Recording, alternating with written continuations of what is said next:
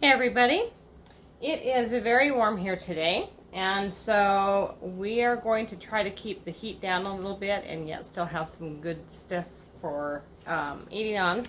Some fairly nutritious things, I think. So I have some water in my pan. I am going to get this boiling. I'm going to add 2 cups of my macaroni, and after it is cooked, we are going to put together a crab macaroni salad. But I am not going to do any of the prep because it is way too hot. The noodles are going to have time to cook.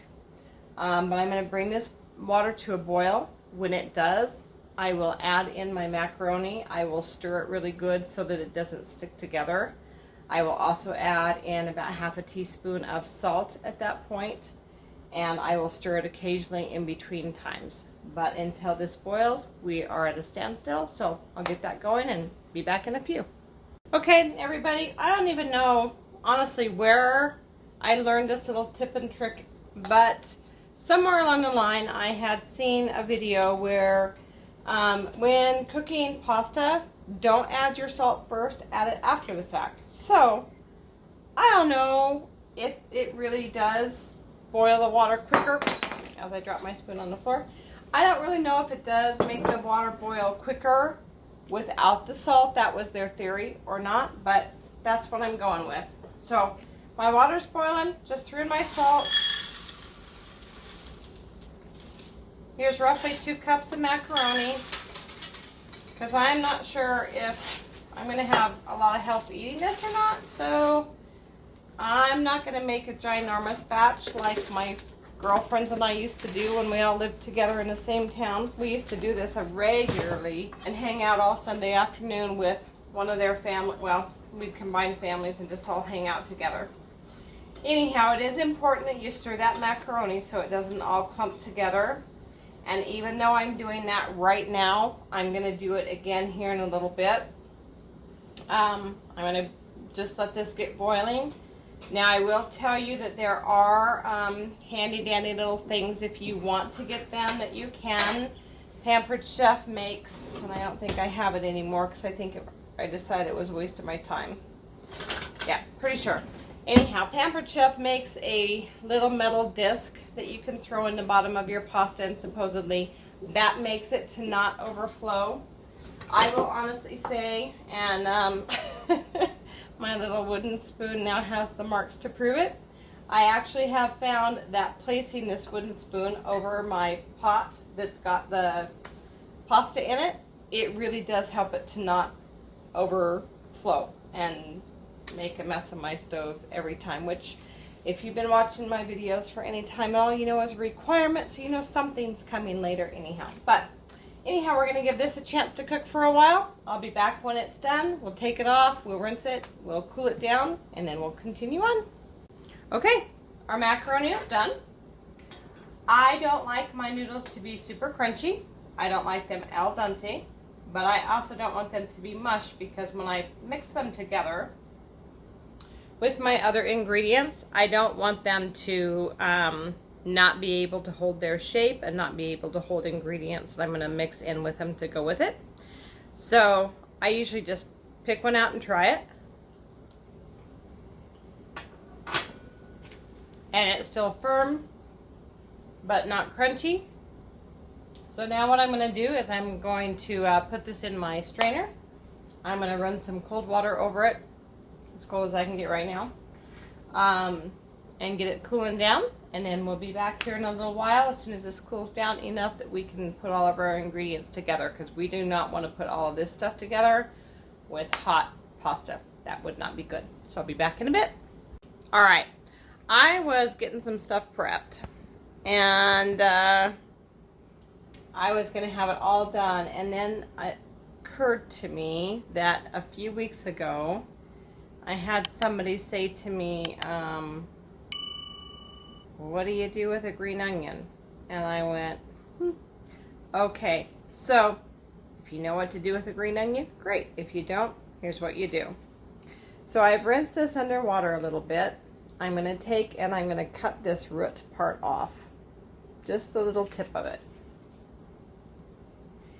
And then along with that, then Usually there is a first layer that you want to peel off, and then you have a nice clean bottom to start with. And then I just chop it however large you want to until you get to the green stuff. And I usually keep chopping until it gets to the point where it's not actually separating into pieces. Like this one here is not really a super good one, because what we're ending up with is little flaky parts like this instead of actual pieces of onion. If you can see the difference here. Kind of small, I know. Anyhow, so that is what I do with my green onions. And I just had the assumption, which I know I'm not supposed to do, but I did, that everybody has always been around green onions. And quite obviously, the lady I was talking to proved to me that is not correct. So I'm going to do a little bit more prep. I have my celery and my onion done so far. I'm going to do some olive, some green pepper, some cheese, some crab. If I had been thinking ahead, I would have gone ahead and got some of the red, green, and yellow pepper, but I didn't even think about it because it's been way too many years since I've made this. You can actually put in or take out anything that you want to. That's the nice thing about macaroni salads, is totally, it's in your control. So you do you. This is how I'm going to do it today. Okay, so macaroni is cooled. I have about 3/4 of a bowl. I have a variety of items here. I have my celery, my green onion, my black olive, and my dill pickle. It's because the way I like it. I don't like sweet pickle in anything that I do. If you do and you like pickle in, feel free. I have chunked some cheddar Colby cheese and some fake crab. And I'm going to do some mayo. I'm going to do some mustard. And I will probably do a little splash of pickle juice. And I will, now I'm thinking of it, do some garlic and some salt and a little bit of pepper. So I think what I will do is I'm going to start with all of this because I am convinced of this part. What I'm not convinced of, not sure if I want all of the cheese and all of the crab in. So I'm going to put just a portion of that in. I've been breaking up my cheese as I put it in, but I didn't. So now we'll go back and play now. Yes, I promise my little hands are clean. I know I tell you that all the time, but just in case you wonder if I wash my hands before I do this, I really do. I promise I do.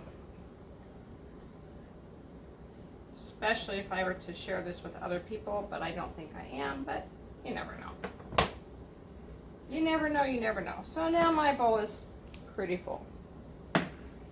So I'm going to start with probably 2, maybe even 3 pretty good spoons of mayo. You can use whatever you want. If you actually like salad dressing instead, feel free to do so. I think that's a little too sweet for my liking for this salad. I'm not really particular as to what kind you use or what kind is used, so if you don't like this brand, please feel free to change it up. Yeah, I'm going to do 3. And I'm going to measure out my French's yellow mustard very, very technically. I will say I don't really like any of my salads to be overpowered by mustard, so I will probably start with a little less because I can always add more, but I surely can't take it away. A few shakes of garlic, a couple shakes of my Redmond sea salt, and a bit of pepper here. And I'm gonna go ahead and just put a little dash of pickle juice in. Not too much because I don't want my salad to be runny, but it does seem to blend well with the other ingredients and help it to mix well. So we'll see if we can get this all mixed up without having a huge mess in the kitchen. Sometimes I can and sometimes I cannot. But that's half the fun of being in the kitchen, I suppose, is all the potential mess that I can make. Now, if I had somebody coming up behind me to clean up, that'd be even better. As it is me, myself, and I that cleans up the mess. So, there we have it. All right, I was actually worried. Not worried, I was a little concerned that I might be a little heavy on my black olives. But actually that's coming out pretty nicely as well. I didn't realize when I grabbed my can out that I grabbed the jumbo ones that were on sale a few weeks ago. I don't usually buy that size, but it's fine. I am going to put in the rest of my crab.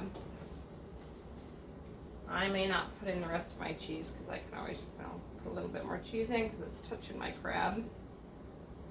I can always use the rest of the cheese another way. Now, again, you can put in whatever veggies you want to. You can make this however you want to make it. But personally, I think we are quite good. So, here is our finished product. It would have been a little better if I would have added some pepper in.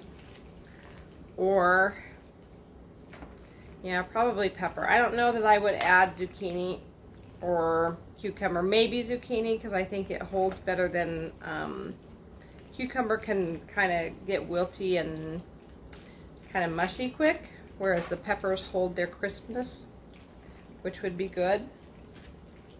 Anyhow, I'm going to go get a little bowl. We'll try this here in a second here. All right, let's see how we did with the seasonings and our mixtures of all our things here. Let's see what I think.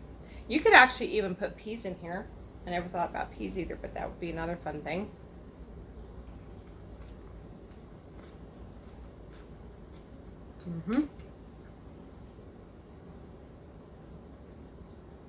If I were going to change anything on this at all, it might be just a couple more shakes of pepper, but I wouldn't actually change anything else in this, except for maybe to add the peppers. So, there you have it. Hope you enjoy.